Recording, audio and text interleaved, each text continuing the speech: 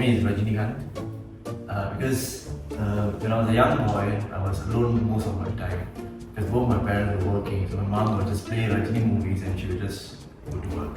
So I would just watch Rajini. Rajini is not just a character, but it's like larger than life. So every time, so he was like a company throughout the night to fight my loneliness. So I would imitate him. And he gave me the access to imagination and also the language. So most of the time, I learned Tamil watching Rajinikanth films. So that's why my Tamil wasn't perfect. So when I went to schools, so it was the Tamil teachers who spotted it, and then usually they will say that Tamil இன்னும் நல்லா இருக்கலாம், but actually they didn't. They say that Tamil நல்லா sound அழகா இருக்கு, maybe இப்படி நீ பேசினா உனக்கு ஈஸியா இருக்குங்க. ஸோ அந்த மாதிரி மோட்டிவேஷனெல்லாம் பேசி அதுதான் அப்படியே எனக்கு தமிழ் மேலே ஆர்வமும் வந்துச்சு. And then I started doing a lot of work in Tamil language. So I would say off my head, first thing that comes is Rajinikanth. I'm actually more into anti-hero because I think rather the complexity, right? I think superhero needs to be more bad than good. It needs more fun, I think, than just something who's totally good, right? Or pure, which makes them very flat and boring. That totally makes sense why he likes me a lot. Rajinikanth is not a hero actually. He started as a villain. This is a screen persona in real life, right?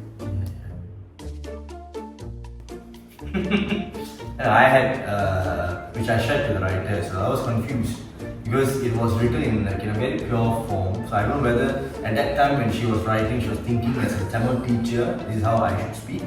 But there in itself, I think her own flow of thoughts came into play. So that was one of the hardest part for me to get through because I couldn't understand what was the thought behind this flow. And then I started to make it mine by understanding, okay, if I am in this situation, if I am in that place, நான் எப்படி பேசுவேன், என்னோட பாவனை உடல் அசைவுகள் எப்படி இருக்கும், மொழி எப்படி இருக்கும், நான் எப்படி இருப்பேன். ஸோ இந்த மாதிரி விஷயங்கள்லாம் வந்து I discussed with the director and we slowly shaped up the character. I wish I knew about Tamil. But I think that's the challenge of it, right? Because it's more of the unspoken than the spoken. Right? What's the subtext?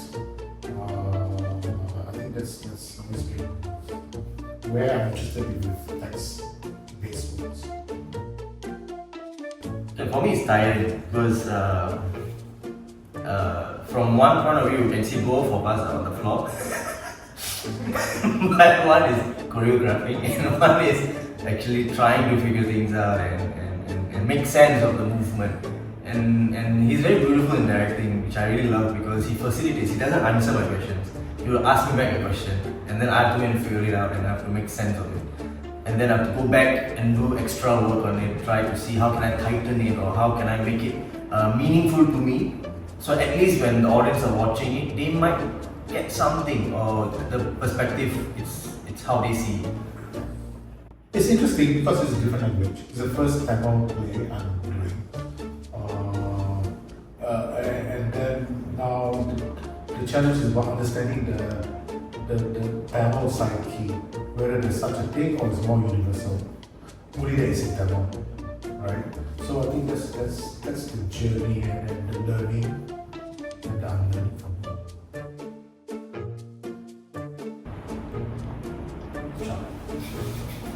Hello. Ready? Ready? Ready? Yeah.